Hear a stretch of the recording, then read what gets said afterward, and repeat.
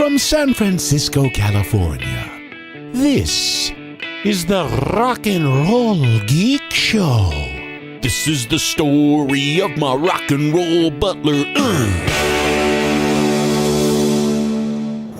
Welcome to the Rock and Roll Geek Show. My name's Michael Butler. Thanks a lot for joining me. I really appreciate it. Today is Saturday, December 22nd, and it is 4:50 a.m. 10 minutes till 5 in the morning. And as you can hear, I'm driving. I am on the road to go fishing. I'm on State Road 1, which is a coast highway, and it is foggy as shit. I went to the Kayak group holiday party last night down in San Jose. Left there at like a little bit before 9:30, got home by 10:30, was in bed, woke up at 3 a.m., loaded up my fishing stuff, or I had some of it already loaded, the kayak and everything else, loaded up the rest, and hit the road.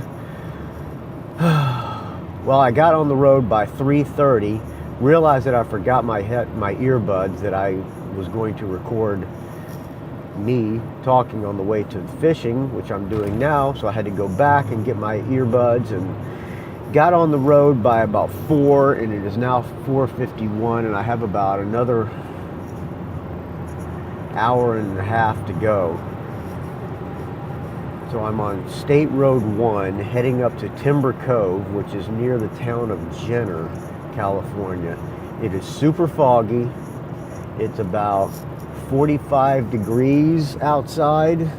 The road is windy, and there's no cell phone reception.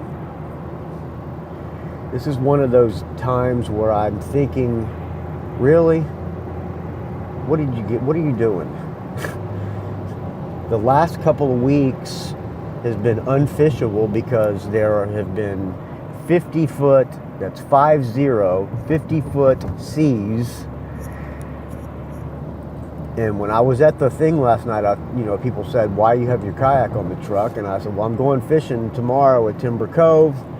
And they said, well, is it going to be blowing? Because for the past couple of weeks, it's been blowing. But other people are going, and this guy, Sean, was the one who talked me into going to Timber Cove, because I had planned on going down to Half Moon Bay to go try to get some crab, because it seems like the weather's going to be better at Half Moon Bay. It's calling for 5 to 8 foot swells in Timber Cove, and it was calling for 3 to 4 foot swells at Half Moon Bay. But according to this guy Sean,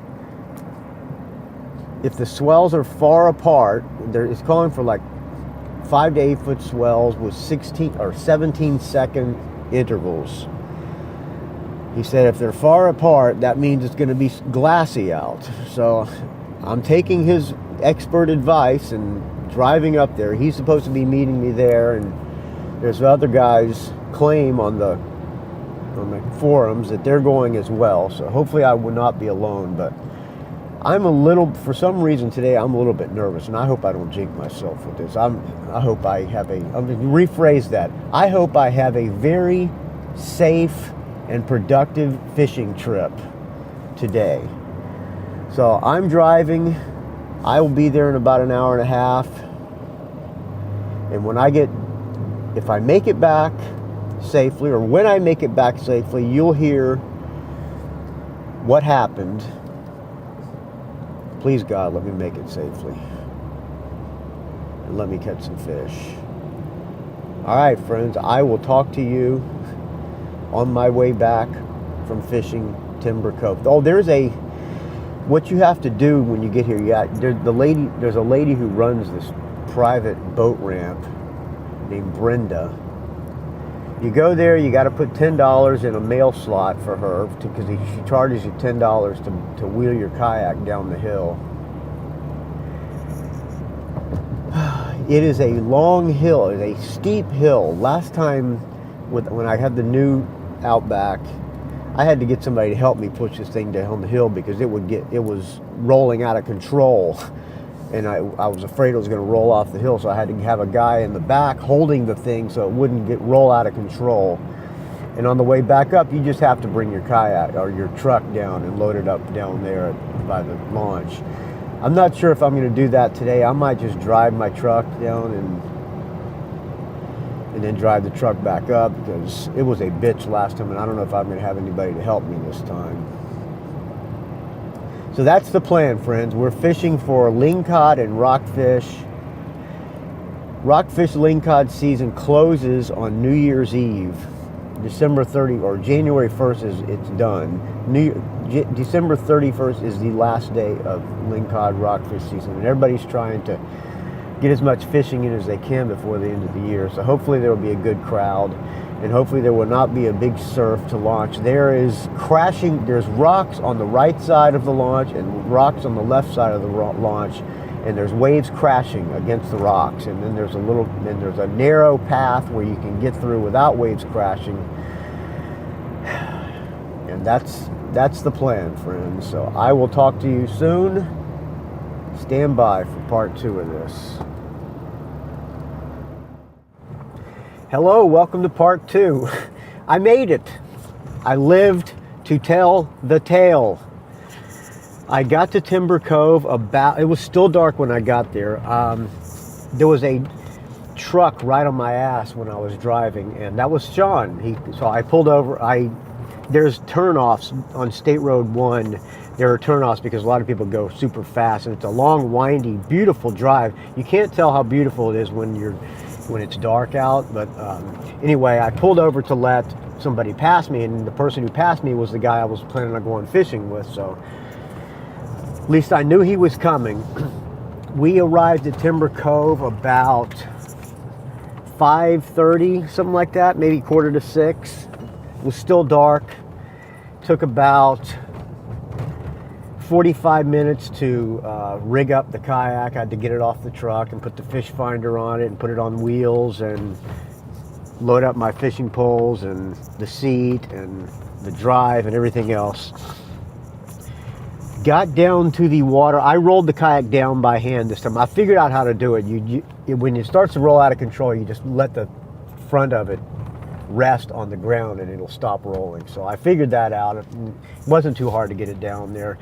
We launched a little bit before sunlight, or before daylight, whatever you call it, sunrise. I got out there as soon as I got out of the cove, I caught a decent size rockfish. Like 5 minutes after I got out there, I caught a decent sized rockfish, and it was slow pretty much the entire day. And by about 10 a.m. I had 3 rockfish. I had 1 gopher rockfish, 1 black rockfish, and 1 canary rockfish.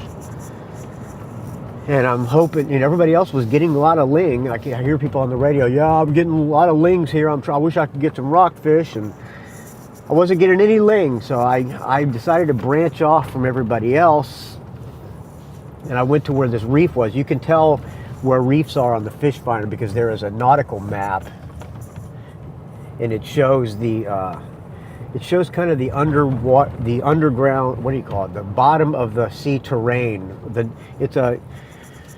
I don't know, the Navy or somebody, the government has these nautical maps that they drew up, and on the fish finder, there's a map. You can look at the map as well as see the bottom, but on the map it has like little outlines of what the bottom is like. So I paddled over to where this reef was. Normally everybody was fishing in about 120 feet of water. I pedaled to where this reef was, and it was about 60, anywhere from 35 to 60 feet of water. And as soon as I dropped down there, I caught a huge lingcod. Well, by huge, I mean there's bigger, but for me it was pretty good. It was about between 27 and 28 inches, had a massive head, and then shortly after I caught a smaller one. So I got my limits of lingcod, got 3 rockfish, and all in all I was pretty happy with what I came back with. And most important of all, I made it back on land safely. That kayak, one thing this is the second time that I've taken the Hobie Outback out, the brand new 2019 Hobie Outback. One thing I've noticed, they changed the bow of this thing, so it's more like a different model of Hobie called Hobie Revolution 13. Water, the old Outback would bounce over the waves. This one, water just cuts through the water, so the kayak gets really wet, but it's pretty well sealed, so no water got inside the kayak. But it cuts through the waves a lot better. And one thing I noticed when I was pedaling, because you can also on the fish finder, you can see how fast you're going.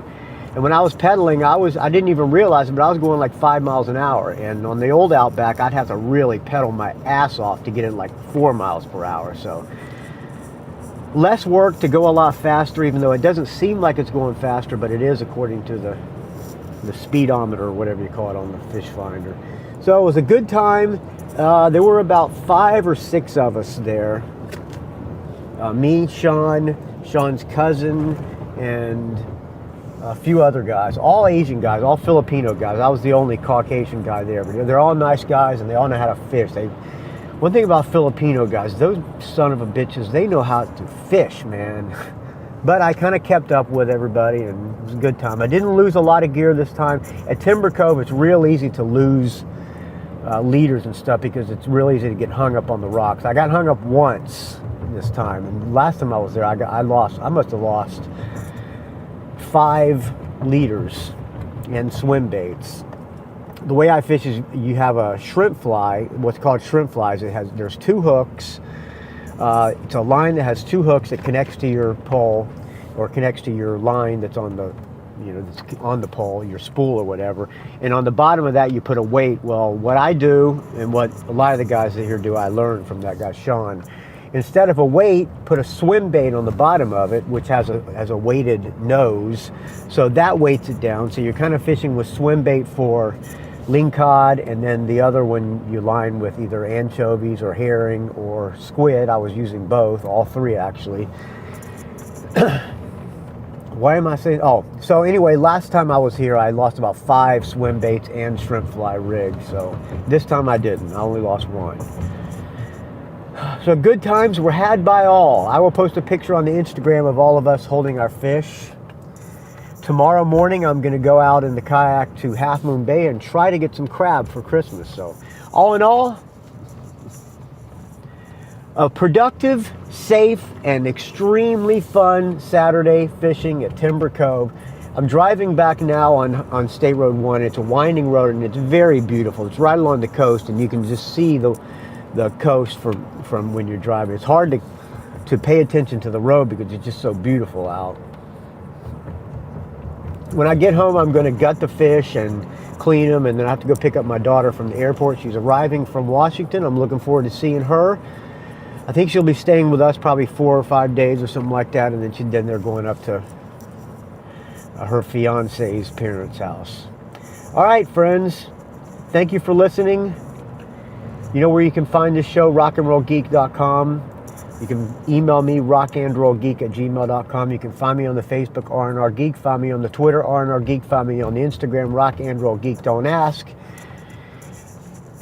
And thank you for the donations, friends. Without your donations, this show would die a horrible, putrid, stench-filled death. So please keep the donations coming because I can't keep the lights on without them. All right, I spun the iTunes wheel. And what came up was a song called Terrible Love by Richard Bacchus and the Luckiest Girls. Richard Bacchus, also known as Ricky Bacchus, was the guitar player, or is the guitar player in a band called Degeneration. And he wrote some of their most catchy songs in that band. He had a band after Degeneration broke up. He started a band called Richard Bacchus and the Luckiest Girls. And this song is from him. It's called Terrible Love. Thanks for listening, friends. I hope you enjoyed this Lonely Kayaker episode. I'll talk to you tomorrow. And here is Ricky Bacchus. I'll talk to you later. Bye. Thank you, friends, for listening.